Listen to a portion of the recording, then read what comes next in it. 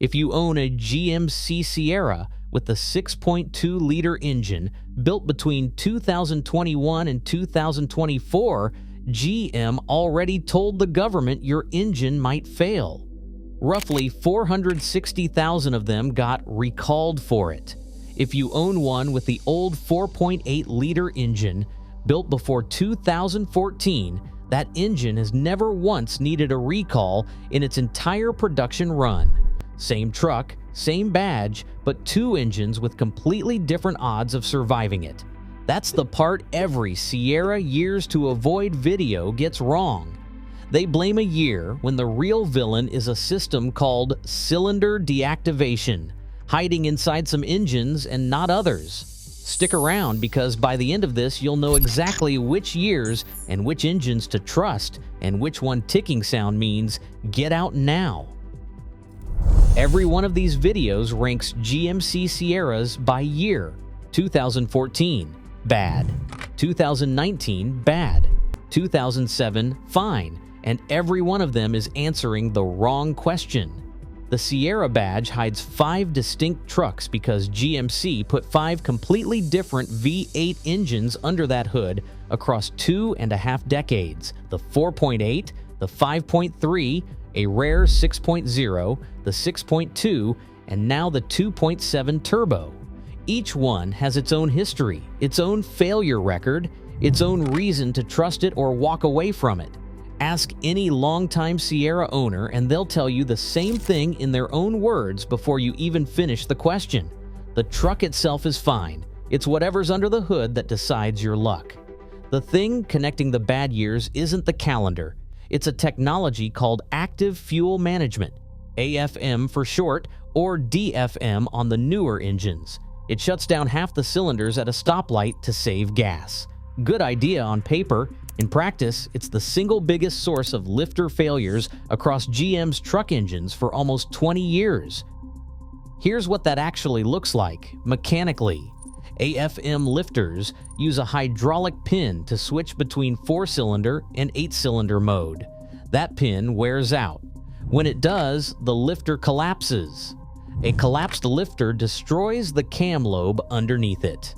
And a destroyed cam lobe sends metal shavings through your entire oiling system, heading straight for every bearing in the engine. So the real question isn't what year is your Sierra, it's does your engine have AFM? And if it does, how well has GM's version of it aged? That's what separates a Sierra that goes 300,000 miles from one that's making an appointment with a mechanic at 60,000. 5 engines, one villain hiding inside some of them and not others. Let's go through them one at a time, starting with the one GM already had to answer for. One more thing before we start, because it'll save you a trip to the dealership. You don't have to guess which engine is under your hood. Pop the hood and read the engine badge, or check the build sheet sticker in the glove box or driver door jamb. It lists the exact RPO code, 3 letters, that pins down not just the displacement but the specific generation. That code is worth more than the model year on your title for every single engine on this list, and it takes about 30 seconds to find. Start with the engine on the recall notice, the 6.2-liter L87, built from 2021 through 2024, GM's newest and most powerful half-ton V8 when it launched. The failure pattern is well documented at this point. Owners report a faint tick, almost inaudible, easy to write off as a cold start noise that shows up anywhere from 20,000 to 80,000 miles. Left alone, that tick doesn't stay quiet for long. It progresses, the tick gets louder and more constant, then a check engine light shows up with a misfire code. Then the lifter collapses outright. The collapsed lifter bends a rod or wipes a cam lobe. Once that happens, metal is circulating through the entire motor, and you're no longer looking at a lifter job, you're looking at a full engine. GM's own recall filing covers roughly 461,800 GM trucks with this engine. The filing itself says the problem is a manufacturing defect in the connecting rods and crankshafts, out of spec dimensions, and sediment left in the oil galleries during production. And this is the part that should actually worry you more than the recall itself. Federal regulators reopened an investigation into these same trucks after the recall repair because owners kept reporting the same failure afterward. As of this year, that review is still open. The recall didn't necessarily fix the problem. It may have just delayed it. You'll see a specific claim online that the bad cranks came from one supplier in Mexico and that GM quietly moved production to its Tonawanda plant afterward. We went looking for that in the actual recall paperwork. It isn't there. That detail is floating around enthusiast forums and trade write-ups, not in anything GM or the government has confirmed. If you're an owner and you've seen a real service document naming a plant, we genuinely want to see it. Put it in the comments because right now, nobody outside GM can confirm that part of the story. What we can confirm, if your Sierra is a 2021 through 2024 with the 6.2, that tick is not something to keep an eye on. That's a get it checked this week sound. If your dealer never walked you through any of this when you signed the paperwork, that's exactly why this channel exists. Hit subscribe now, because we're breaking down the Yukon's version of this same engine next.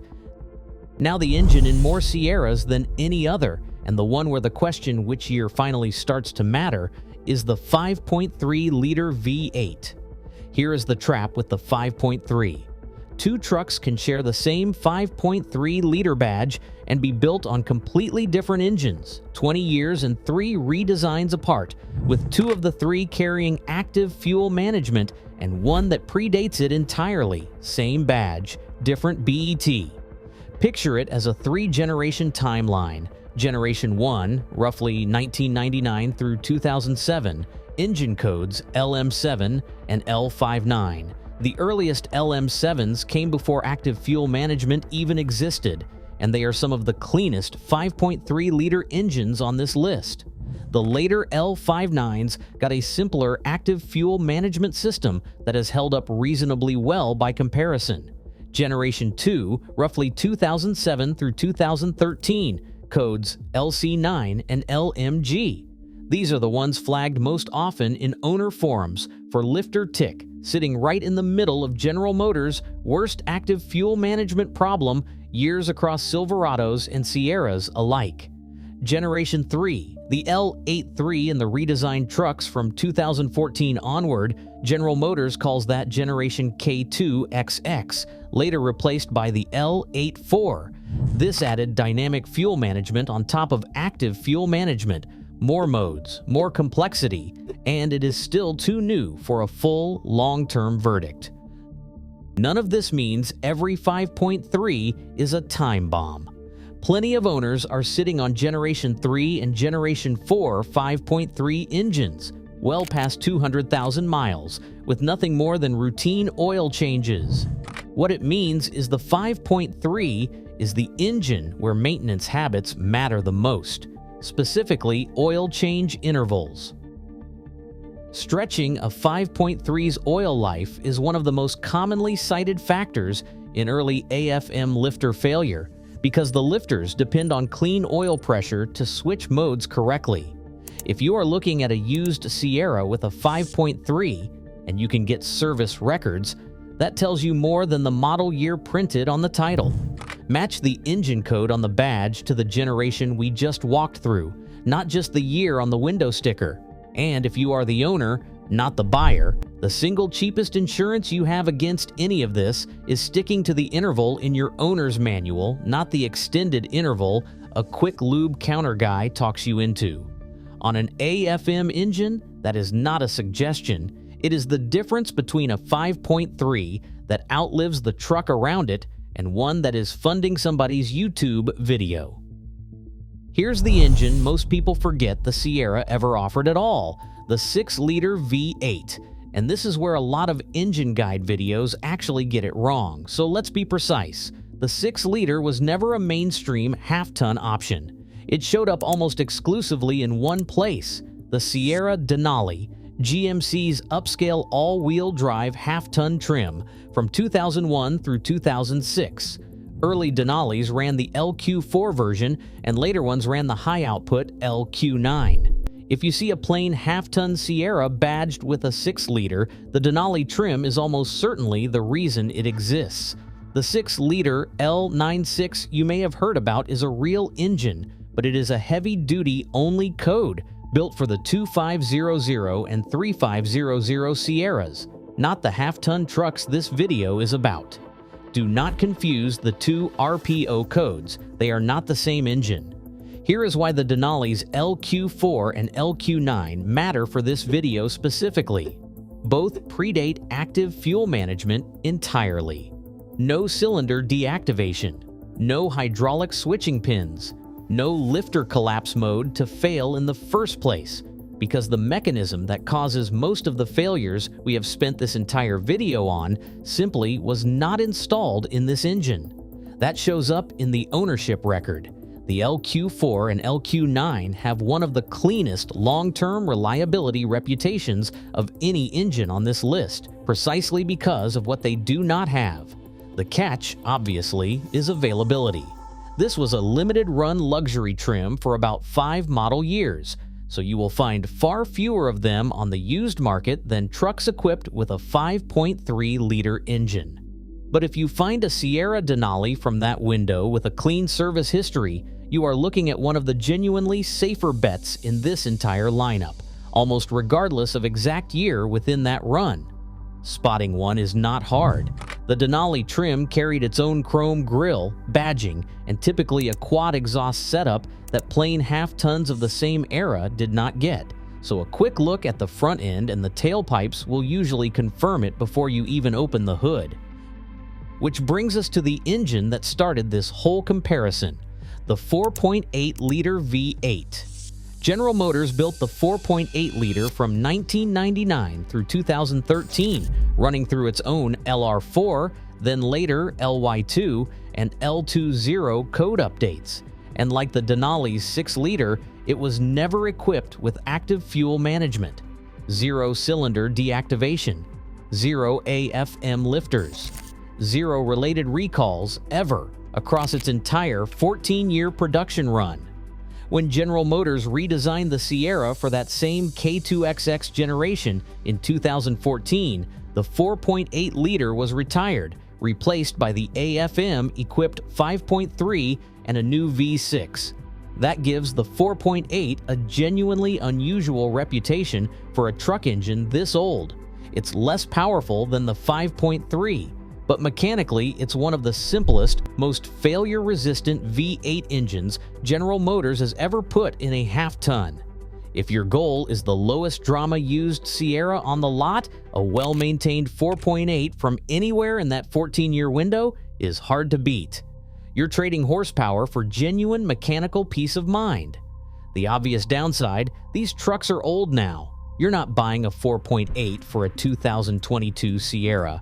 You're buying one because you've decided reliability history matters more than driving the newest truck on the block. And if that's you, this is the engine the data says to trust. It's also worth saying plainly why General Motors built it this simple in the first place. The 4.8 was the entry-level, price-leader engine in this lineup, the one aimed at fleet buyers and budget trims who wanted a truck that just runs.